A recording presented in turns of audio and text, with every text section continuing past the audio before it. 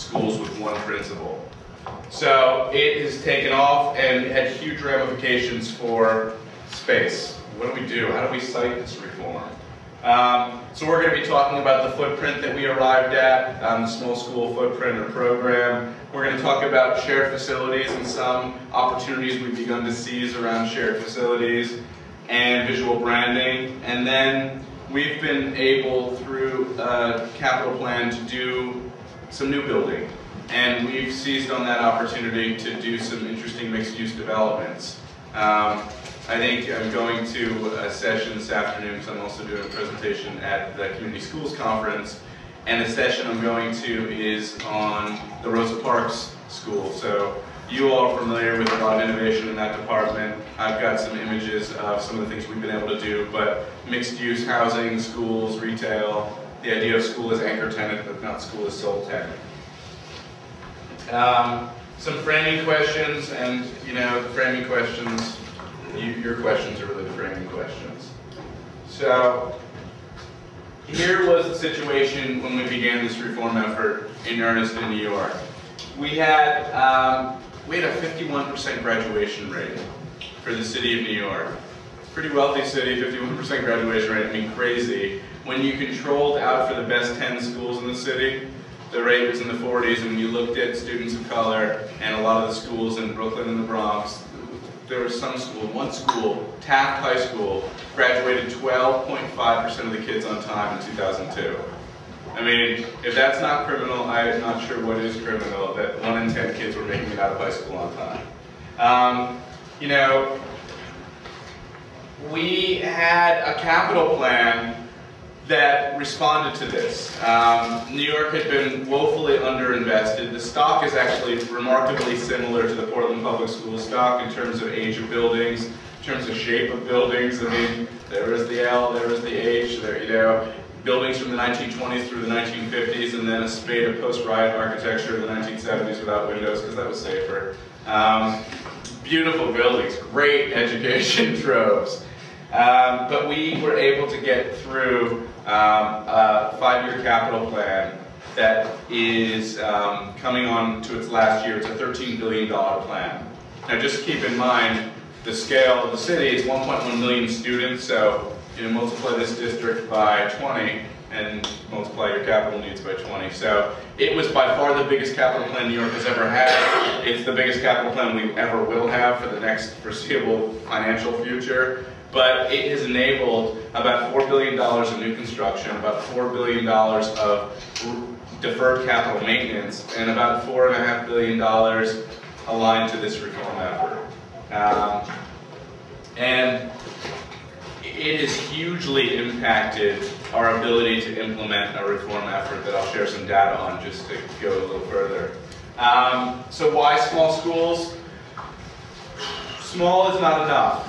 And those of you who are educators in the room, this hopefully resonates. I mean, the goal is not to divide a building that is a 1,600 student building or a 1,200 student building by 3, 4, or 5 and call it a small school. Lots of systems have tried that, and the academic achievement gains have been minimal to none in doing that.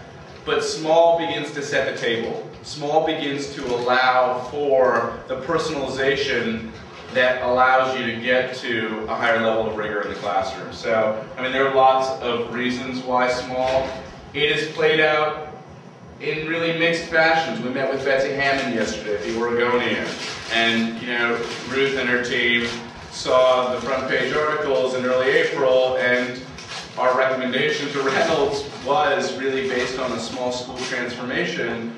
And small schools are good, and small schools are bad, and small schools do not all equal the same thing. There's a concept behind them, but there's a lot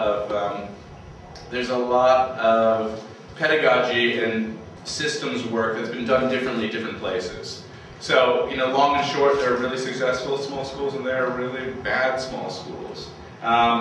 We, as an organization, I am here independently, but work about 70% of my time now for an organization called New Visions for Public Schools. I'm trying to understand this organization here. I don't think we're radically different.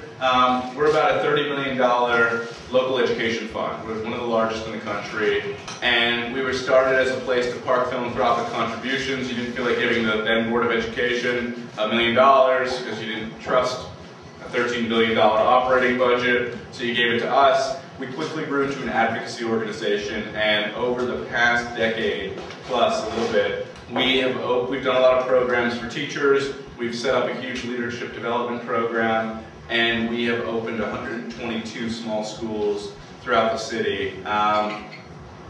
The goal of these schools, we've opened 91 since 2002, so that's been the more recent round.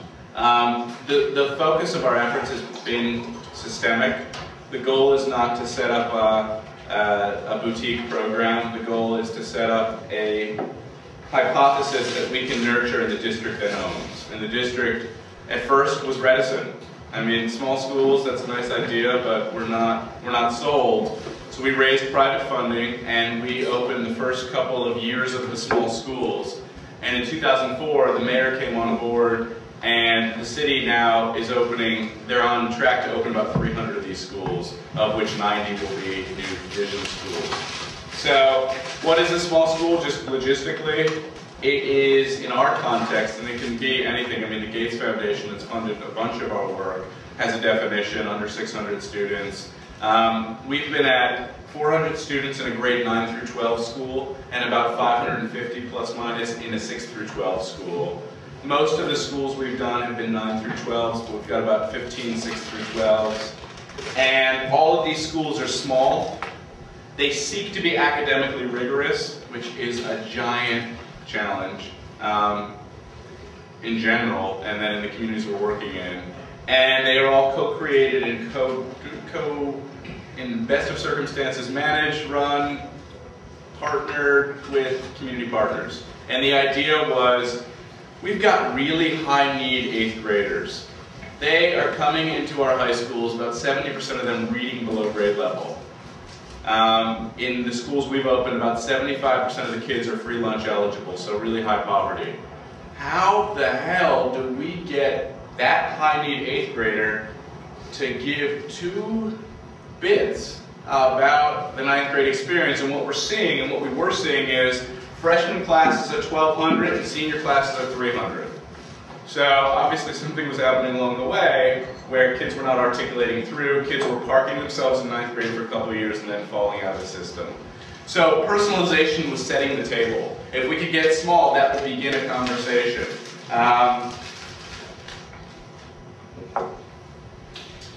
Choice was a big deal, and choice is a big deal. We had a system that had a lot of failing schools. So I live in this neighborhood, and I've got the big comprehensive high school to go to, and its graduation rate is 30%. And I've got no other choices. And you know, at the time of that conversation, I was zoned to go there. So I was basically segregated based on income to go to a really shitty school, where I'd probably be guaranteed a mediocre experience if I was a good student, and if I was a mediocre student or a marginal student, I'd fall out. One of the goals of this effort was as much social justice as it was ed reform. We mapped poverty in the city, we mapped academic underachievement, and we landed lots of places, but we said we had to saturate a borough. So we landed in the Bronx first, and we just said we want to take over 7 buildings, and we want to offer 15 choices to families. And the choices were not just, here's a small school, they were all theme-based.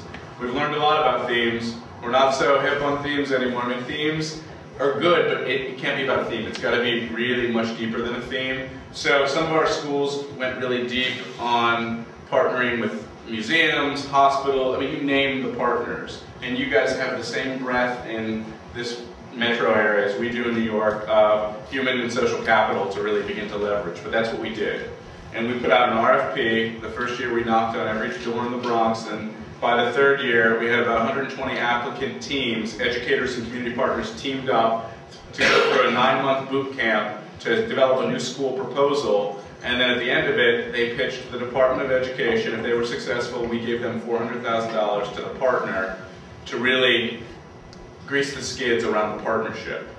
Every school was fully funded, every school was public, not charter, but the goal was to really both incentivize and enable those partners to leverage a broader array of resources. But at the end of the day, it was to hook kids, hook high-need kids with interest in small environments into greater learning. So